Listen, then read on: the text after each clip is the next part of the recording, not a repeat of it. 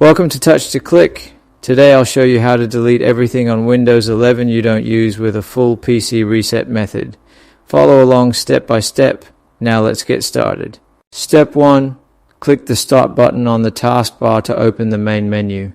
This is where you access System Tools and Settings. It's your launch point. Step 2.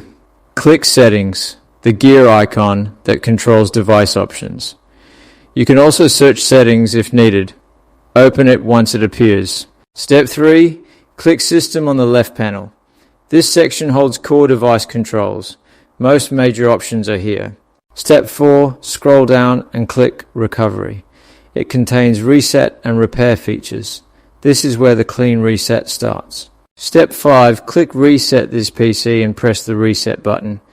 This tool reinstalls Windows. It also removes apps and data.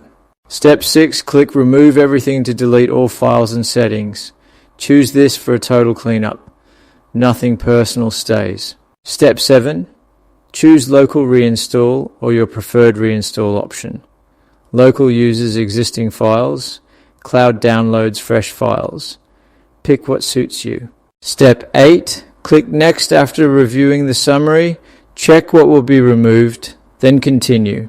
Step 9. Click Reset to begin the process. Your PC will restart and wipe unused data. Let it finish without interruption. Thanks for watching, and please subscribe to the channel for more helpful guides.